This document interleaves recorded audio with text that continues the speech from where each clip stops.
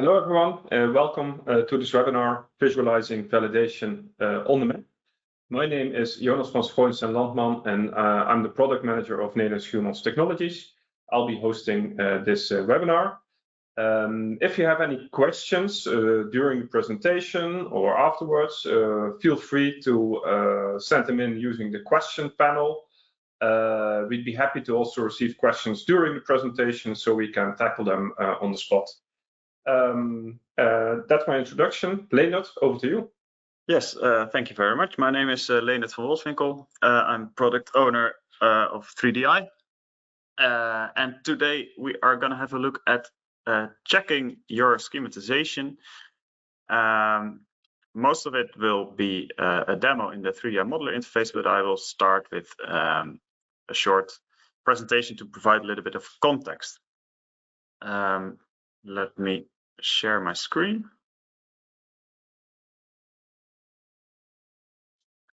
My screen is shared now. You can, yeah, your screen is shared.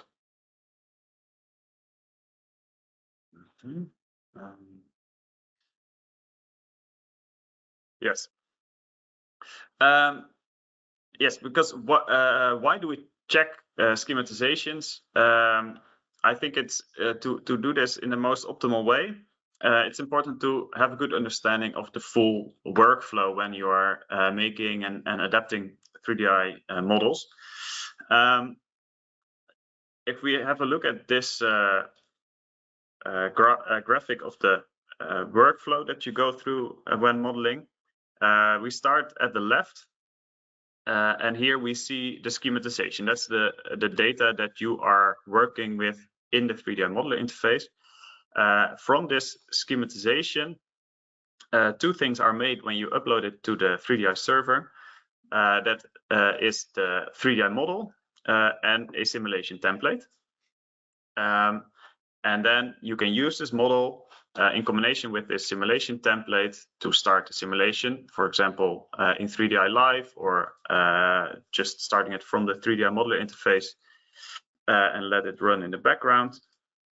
And then when the simulation is done, you can also download those results and analyze them. In each of these steps, you have tools at your disposal to check that what you have done is actually correct, so that you can correct any mistakes as early as possible. For the schematization, the tool to use is the schematization checker, which most of this webinar will focus on. Then for the 3DI model, the important tool is the generating the computational grid. Then to check if your simulation does what it should do, 3DI Live is a very good tool for that. I use this a lot to just get a bit of feeling for, does my simulation run fast or does it run slow? Does this revision run faster or slower than the previous revision? Just get some basic insights in how does my water system function? Do I see anything odd occurring during the simulation?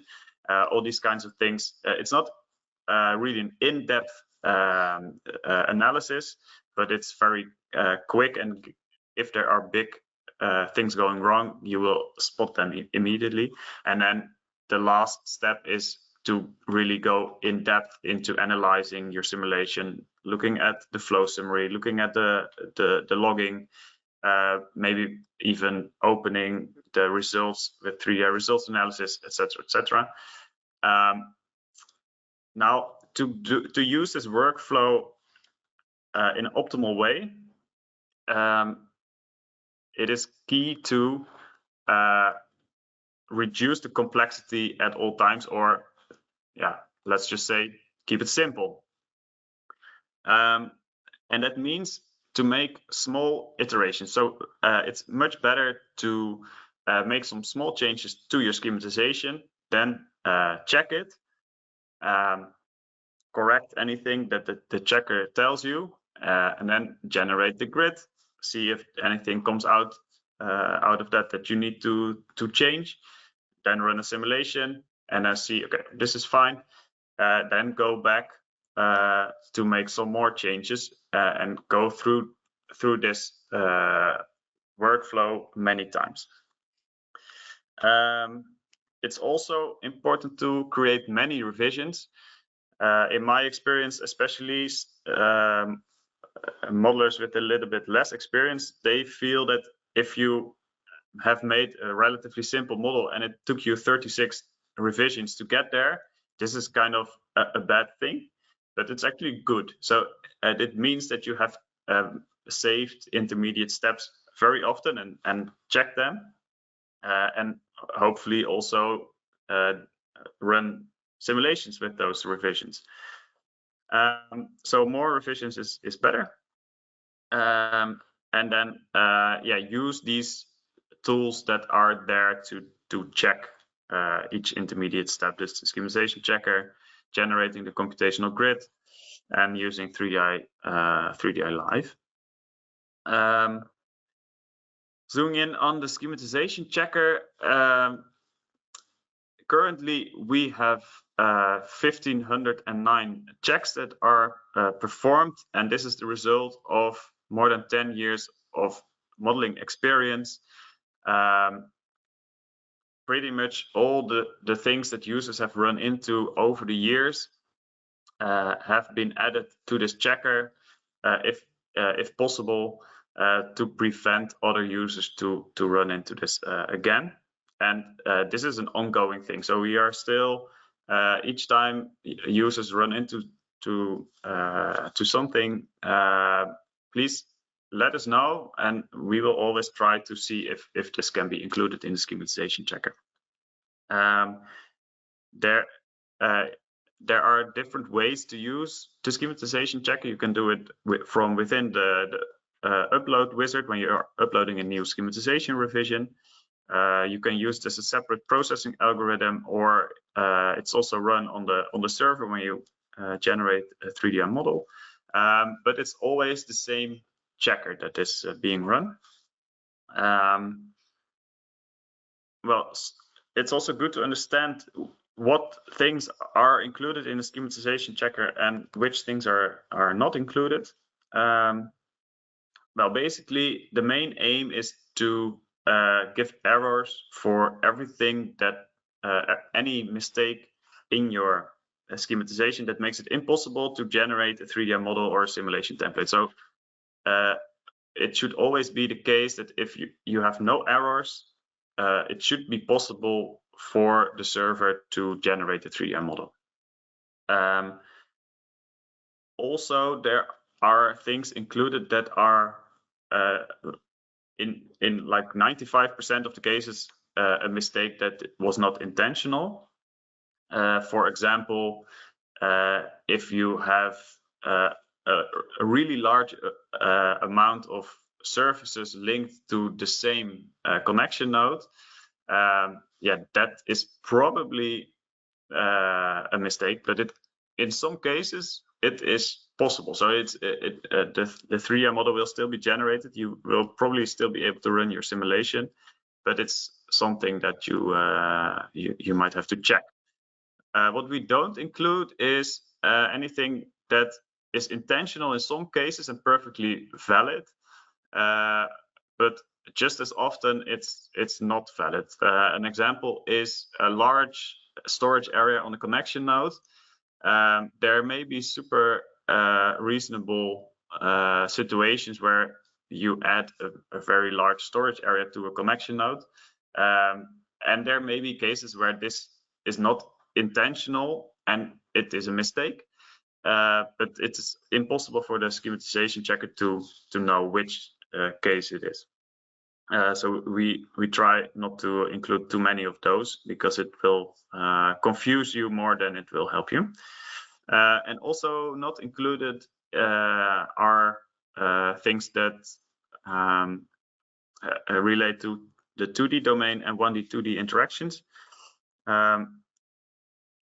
To be a bit more specific for that, what the schematization checker checks is the geopackage contents itself and it has a look at the raster files, and then both of these are checked separately.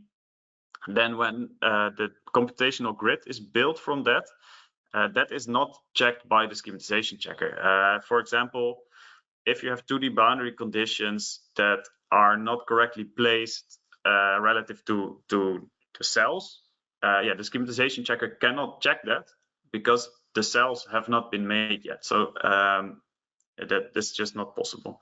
Another example, a channel with exchange type connected that is not inside a computational cell.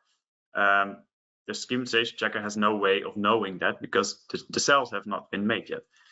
Same for a groundwater exchange outside of the 2D domain, or for example, a weir that is has its start and end node within the same cell. It's not necessarily an error. It's probably something you do not want, but also the schematization checker cannot check it because it doesn't know anything about the cells, because the cells are not, they don't exist yet. That's when we get to the next step, the computational grid checker. Well, it's not called a checker in the modeler interface because the way the grid is checked is just by attempting to generate the grid, and if it succeeds, then it's good. If not, then you know it will give an error, and this should point you to what is wrong with it. Well, if there is an error, it will just not generate the grid. It can also generate warnings, so have a look at that. And when the grid has been generated successfully, this allows you to visually inspect the result. And the example that I gave just now, to find weirs that have the start and end node within the same cell, for example, or to check if the exchange from the 1D channel with the 2D domain is intended in the way you wanted it. I've got a question. You were talking about the number of checks that are being done. Is there an overview somewhere of all the checks? Yeah. Or is it maybe later in your presentation? No, I can. So if you go to the documentation, then you go to the problem solving and support, frequently asked questions. Then you scroll all the way down. Then here we have a list of checks run by the schematization checker on the schematization. And yeah, if you have a few weeks of holiday, it's yeah, you can read all these all these messages. Yeah, okay, this is very extensive, but I think the bottom line is a lot is being checked, but it is theoretically possible that a certain check that you expect is not there. So you should always look yourself as well, whether it is logical. Yeah, and let us know if you if you did something with the schematization that to yeah, for the way you see it is obviously wrong, and the schematization checker did not give you a warning or error for this. Yeah, please let us know. Then we can always see if we can include it in the checker. I have another question about your presentation. You just said if you can go back to the presentation. Yes. You say allows you to check the grid. Are there tools for that available, or is that are you talking about doing GIS analysis? Well, GIS analysis, but also just having just visually looking at the grid in the modeler interface. I think it's often if you know your system well, you know which locations are complicated. So if there's a lot of different 1D elements connecting, and they are also connecting to the 2D, and maybe there's a levee also that you want to be sure that it's all right. These are locations where you want to zoom into and just see if it is how you want it. Okay. Yeah. Okay. Let's go to the demo.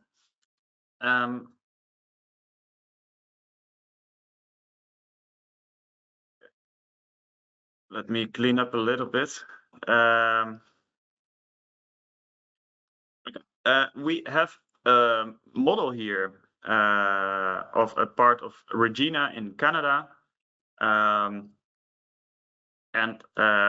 I once made this model in 15 minutes in another webinar. So it's probably full of errors and warnings. I did create some extra problems for this webinar, so we can have a look at those. Let me see. So the first option you have is to go to the. Can I remove it? Okay. Sorry, there is something in the way on my screen. I load the schematization in the models and simulations panel. No, I don't want to load it. And then I upload a new revision.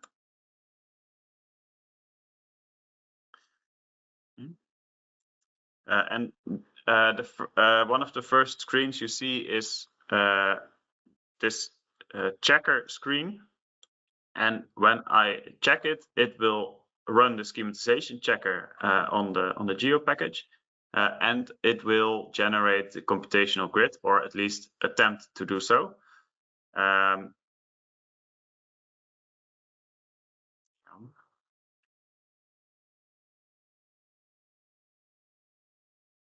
Takes a while. Well, and what we see is that we have an error. So that's also why the computational grid can probably not be generated. And we have a lot of warnings and an info level message. And then for the computational grid, let's see, the error says the following objects are connected but are partially outside of the 2D model domain. There are several connection nodes that are that have the wrong exchange type. Well, you can download the results from the schematization checker as a CSV file. Check results.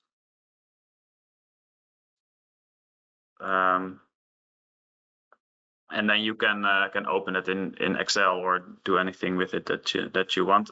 You can, if the computational grid has generated successfully, you can also download the grid, or not download but save it. Well, then I go to the next screen. I have a revision full of mistakes, but I can still create a revision just to save my work. So intermediate save. And then here I uncheck the box of making a 3D model. I just want to upload this data, so I have a point I can go back to later if necessary. I won't upload this now during the webinar. Then the other option is to go to the processing toolbox. So if you click this button here, it will open, and in the 3DI category, and then schematization, check schematization, there is a processing algorithm that asks you to point to the geo package. So yeah, make sure you have the correct revision here, usually your work in progress revision. And then I can specify the output. Usually what I do in virtually all cases, I just save to a temporary file. But maybe if you want to, if you expect that there will be a lot of errors and warnings that you will need to fix over a longer period of time, you can save it to a file on disk.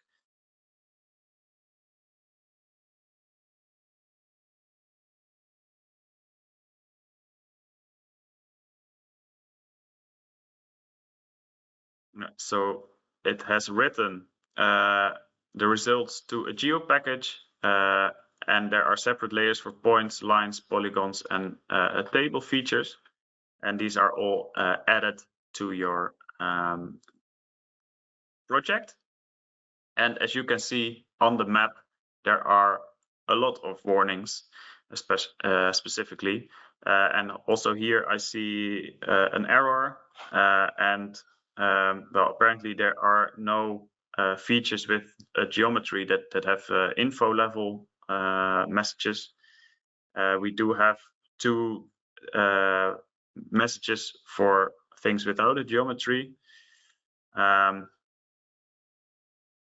of them is a warning about using 0D inflow when there is no dry weather flow. Well, it's fine. We don't want to use dry weather flow, so that's okay. And there's an info level warning about the DEM not being compressed. Okay. Now it's often the case that you get a lot of warnings and errors, and I always advise to fix all of them. But yeah, you will need some tools and tricks to navigate through all these different messages that you get. Well, first of all, the schematization checker will show you how many warnings you get, or of which type, for each type of geometry. So we see, especially there are a lot of warnings on line features. Probably there is one problem that a lot of these line features have. Let's zoom in a little bit. I'm especially curious for this error here. So this is a polygon feature. Now, to know what the problem is, there is this very useful thing called map tips. If you enable the map tips and then select the polygon features layer, you can hover over the feature and it will show you what the issue is. So it says this surface has a surface parameters ID that is not filled in. It cannot be null. So then I can use the identify tool. What I do is I use the right click button on my mouse, and then I select the surface, because we have one feature for that shows the error and another feature that is the actual feature of the in the schematization. I also go to the layer to make it editable. And here I see the surface parameters, they have not been selected. I just want the default roof, and then save that. Okay, now I remove these check results and want to run the checker again to see if this issue has been solved. Then there is a quick shortcut for that. In the processing toolbox here at the top, there is the history of all the processing algorithms that you have used. And today I use this check schematization algorithm. If I double click, I will see the same dialog, but all the parameters that I filled in the last time are here. And I can simply run it again.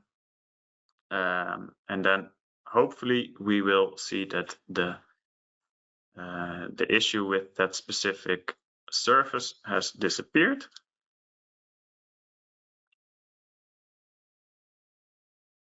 which is not the case. Okay, interesting. Yeah.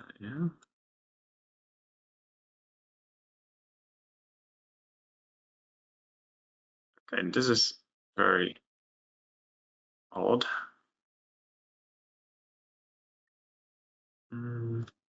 Let's try again.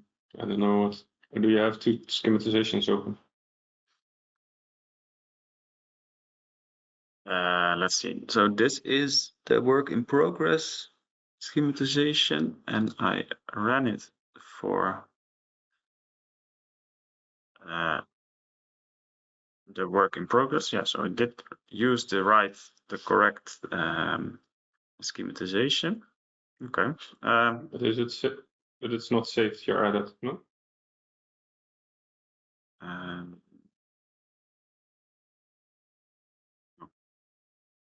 Okay. Default roof. Okay. Okay. Save. Click again. Sorry. Click on surface. Okay.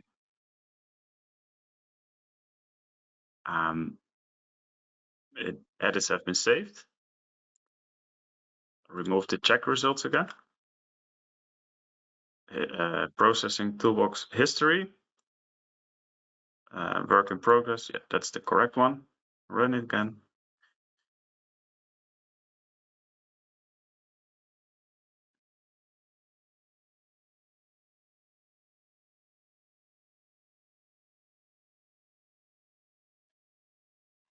Okay.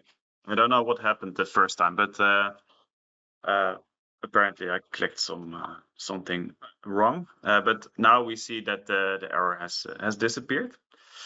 Yeah. So I showed you how to use the map tips. If you use map tips, always remember that you need to activate the layer for which you want to see the map tip. So if I hover over this feature, I will not see anything. If I activate or select the polygon features layer and then I hover over it, then it will show me what's going on. Sometimes you don't want to inspect individual features, but you just want to see immediately for each feature what the issue is. Of course, you can label the features with the description of the message. So, for example, for the polygon features, I will open the layer styling panel.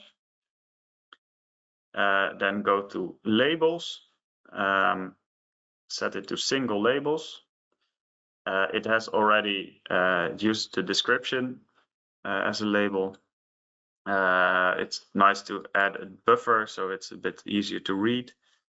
And maybe also if it's a very long text, you may want to wrap to, for example, 50 characters. Okay. And then you can just browse through your area and yeah, each polygon feature is labeled with its error.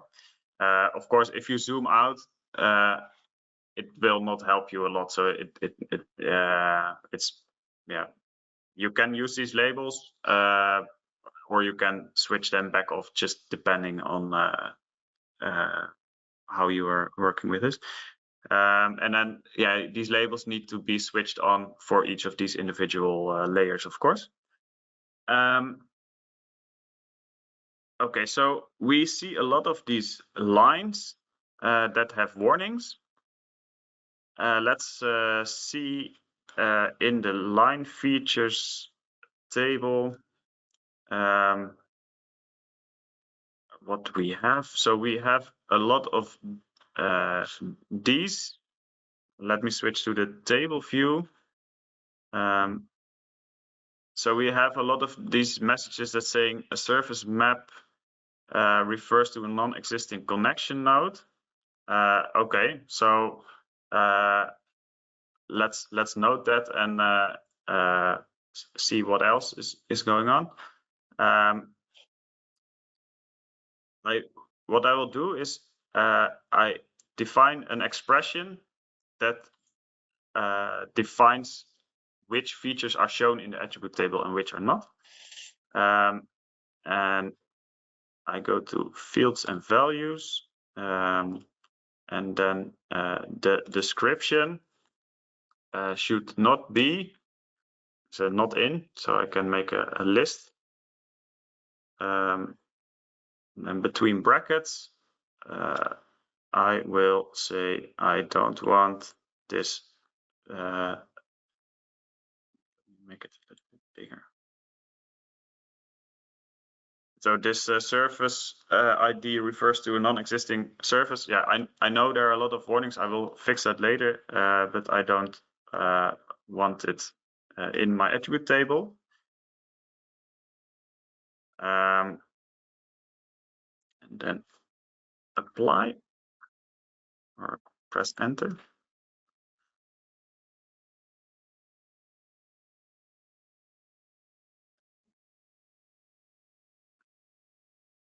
No. Why does this not work? Okay, let's make it a bit more simple. So I want to filter out these error codes. So I say error code not in one. Yes, okay. Then we have a lot of these pipe cross-section height should not be null or empty for shapes 2, 3, and 8.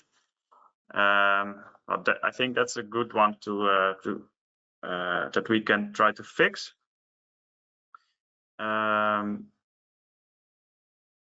So we go to the pipes layer.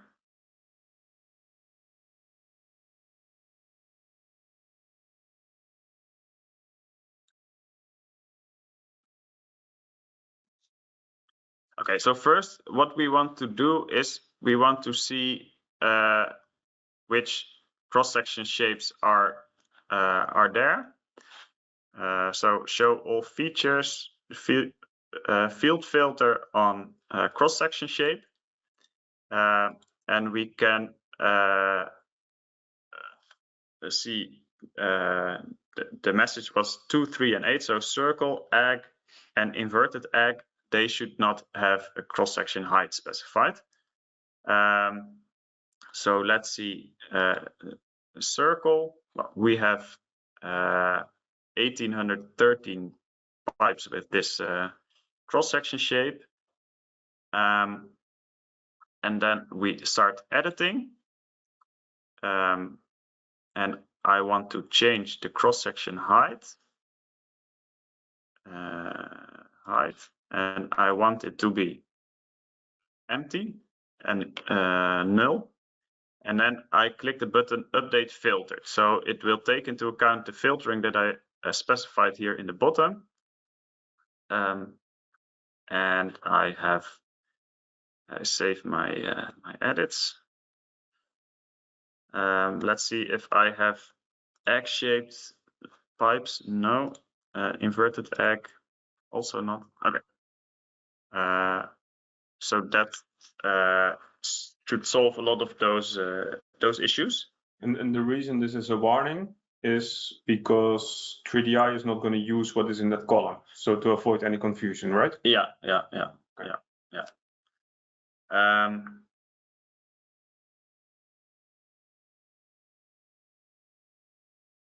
Let me see. Yeah, another way that you can select the features that need to be fixed is using joins. So we had this surface map that refers to a non-existing connection node. Let's just take one example. So let's take this number 8. We zoom to the feature. What do we see? Let me switch this off. Yeah, so these apparently this whole neighborhood has no pipes here, but there are surfaces that are mapped to something that does not exist.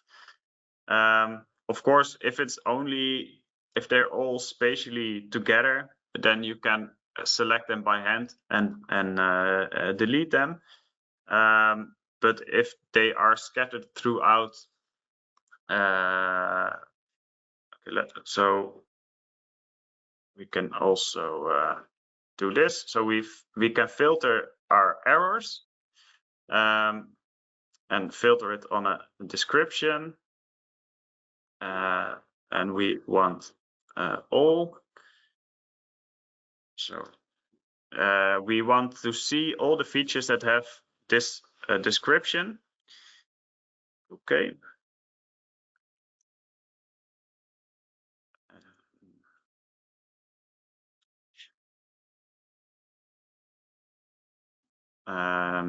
Yeah, again, this this doesn't work. Okay, let's also do this. It's I don't know. Let's filter on error code again. So we have a lot of these errors here. Also, this is yeah, we have the same situation here, it appears. So yeah, there are several locations. Again, this looks the same. Yeah, so there are throughout the model domain, there are several locations where this is a problem. So what I will do is I will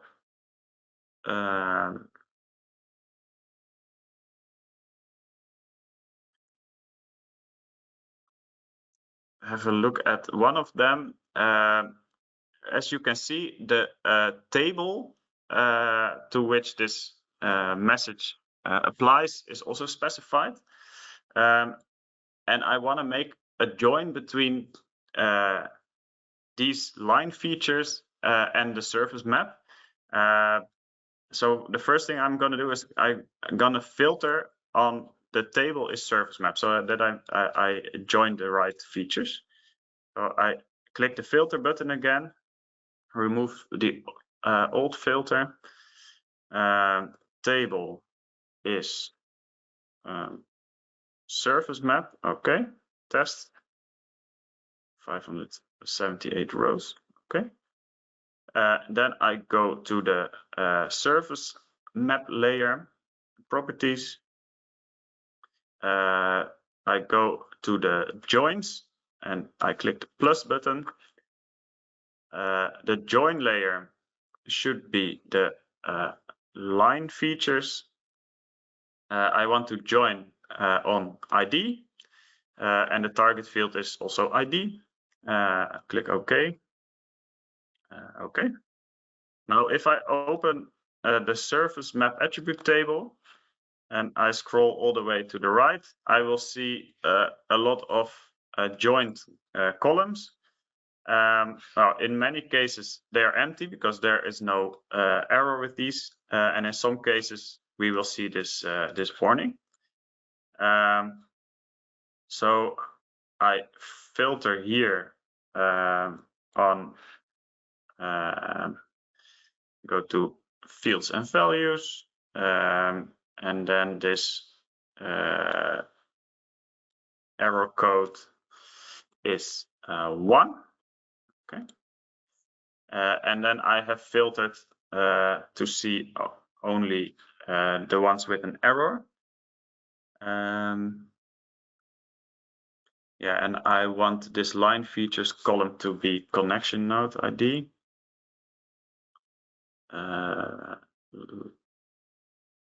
Line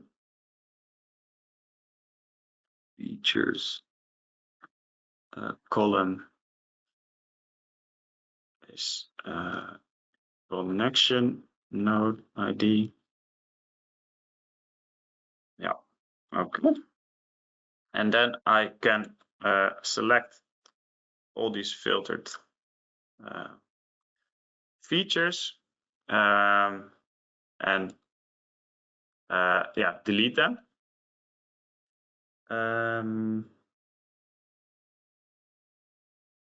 Yeah, I will not click the delete button because I want to use them in another example as well. But this is basically how it works. And you can use these filters in any way you like. You can type it here if you know the syntax, or you can click the button and put it together with some help from the expression builder. It's definitely something to get used to a little bit, because it just gives you a lot of extra possibilities to handle your data. And another thing you can do, and when you are using these joins, please, as soon as you don't need the join anymore, remove it again, because it will not be good for the performance in all cases. What I can also do is to put a filter directly. I should stop editing. Create a filter directly on the surface map, and then use very simple SQL to select the right, to select the features that I want. In this case, the surface or the connection node ID is not in select ID from connection node. If you're familiar with SQL, this is basically everything that this is the where clause. So everything that comes after the where keyword, you can fill it in here, and it is used to filter your data.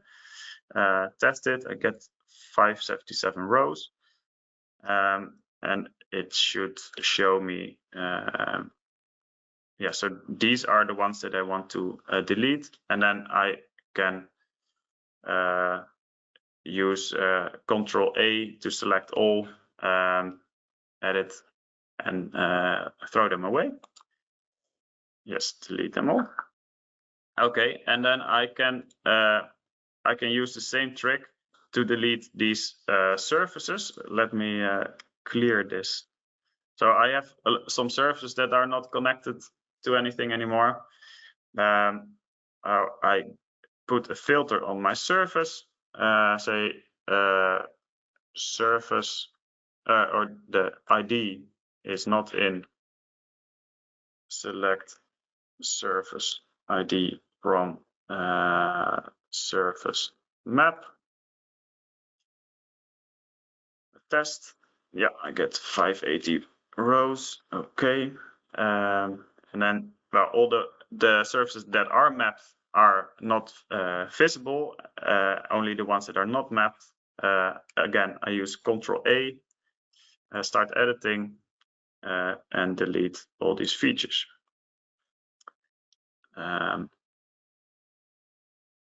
And then we remove the filter again. Clear. Okay. Well, that cleans some things up.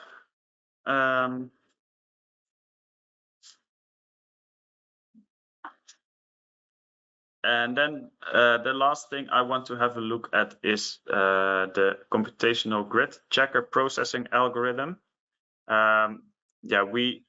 If you remember, there were some connection nodes that were outside of the 2D domain. So let's run the computational grid processing algorithm to see which ones these are. Go to computational grid from schematization. We browse to our schematization file. Again, save it to a temporary file. We run it. And yeah, in this case, I expect some errors. The following objects are connected but outside of the 2D model domain. Connection nodes 320 I'll just copy this. Okay. Again, I will go to use a filter to find them. So filter, and then I say ID in. Probably need these kind of brackets. Test. Okay, I have 3 rows, and then zoom to layer. There they are. Well, let's just select them. Open the attribute table. Start editing, and set the exchange type to what is it? Isolated. That's 1. And update selected.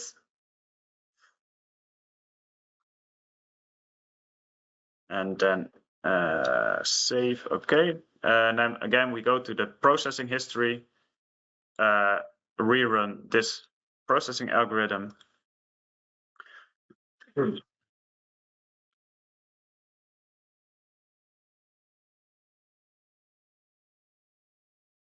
And we get another error. Okay.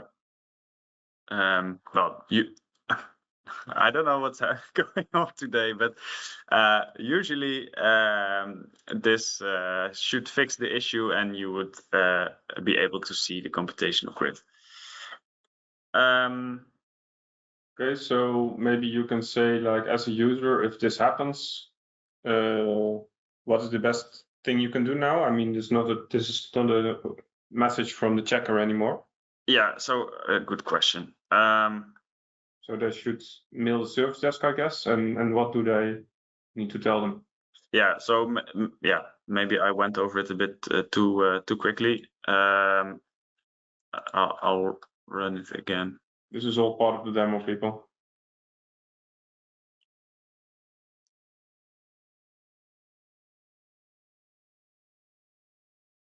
Yeah, so what Jonas is referring to here at the top, or actually starting here, you see logging from the tool, which can include info, which is black. It can include warnings, which is brown. And it can also include errors, but they will look the same as these warnings. So it will just say error, and then a clear message, and then at the end it should say successfully run this processing algorithm. But what we see here in red, it is actually a Python error. That means that the tool itself, something went wrong in the tool itself. Usually, if you are not familiar with Python, there will be a lot of stuff that is not understandable, and yeah, this is not something you can fix in your schematization. This is actually a bug that you should report to the service desk, so we can look at it right away. And what is important when you report something like this, please include the full text of this output, and also include the specific geo package that you were running this, or the specific schematization, including the digital elevation model, so that we can reproduce the issue. In this case, well, I already have the data, so we'll look into it.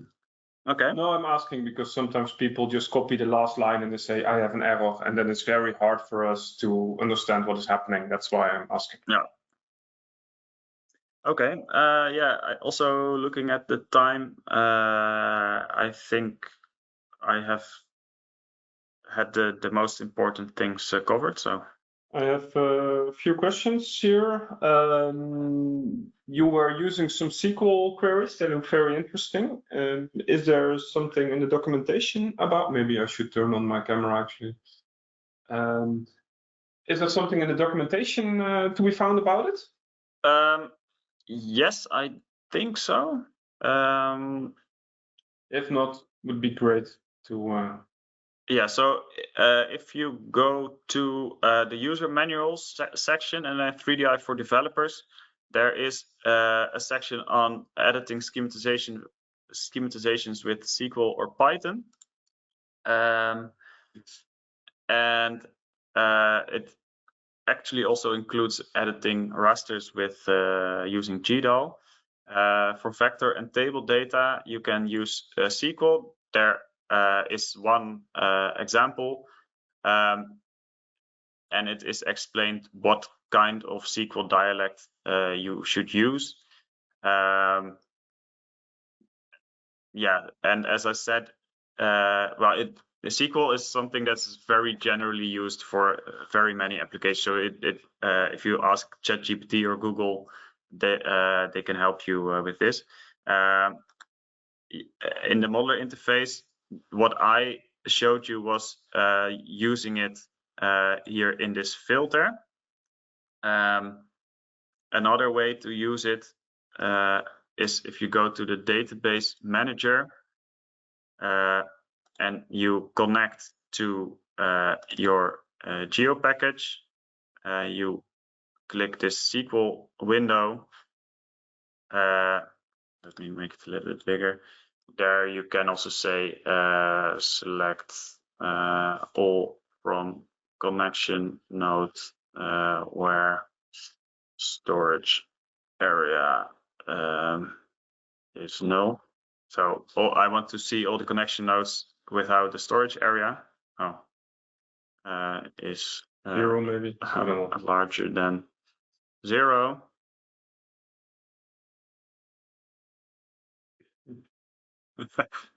It's not my lucky day. And then you can also you get the results, and you can also add them to your project as a new layer. Clicking this load button here. So you can further inspect them on the map. Yeah, but yeah, this is all QGIS, of course, but it's really handy to, I guess, to understand how this works. I have another question. You were clicking about to check whether you needed a 1 or a 2 in one of these tables. Yeah. You were clicking in the table itself to see whether you need something. Yeah. Also, one of the warnings was we need a 2, 3, or 8 or something. Yeah. And then as a user, you have, of course, no idea what a 2, 3, or an 8 is, unless you are using this on a daily basis. Is there also like something in the documentation about it, or is the clicking in the table the way to go? Well, clicking in the table is one of the ways to do it. You already have it at hand, so that helps. In the documentation, in the technical reference section, we have the schematization objects.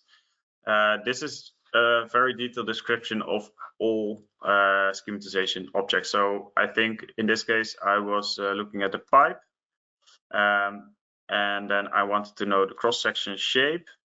And here it says sets the cross-section shapes, and here you will see the shapes and their integer value. Yeah, perfect. And here you can also see that the egg needs the height will be 1.5 times the width. Hence, if you are filling in an height with the egg, it doesn't mean anything for the database. It will not be used, and that's why it's a warning. Yeah. Here. If you have no errors and warnings, does it mean that your model will be perfect? Perfect. Not necessarily. I think in most, like 99% of the cases, if you have no errors and warnings in the schematization checker and in the computational grid checker, the model will you will be able to run simulations with it and without crashing. Of course, there will always be some situations where this is not the case, but again, going back to the start of my presentation, if you do small changes and you have a working version of your schematization and you make some small changes and then it stops working, even if it gets through all these first steps and then during the simulation it suddenly crashes, it will be very easy to pinpoint probably the causes in some of the changes you have recently made. If you build a super complex model and never check anything in between, and then it doesn't work or crashes, it's going to be super difficult for us to help you find the problem. Yeah, to add to that, I think it's mostly about these checks are all about running simulations and not per se about validating your results. So you still have to do checks, test runs, to see if the model behaves as you expect it to be. I mean, that is of course still something you need to do before you can say something about the results. Okay. These are all the questions I have at this point. I don't see anything else coming in, and looking at the time, I think let's end the webinar. Thank you all for your attention. And if you have any questions later, feel free to reach out, and we will be happy to answer them. That's it. Thank you. Thank you. See you next time.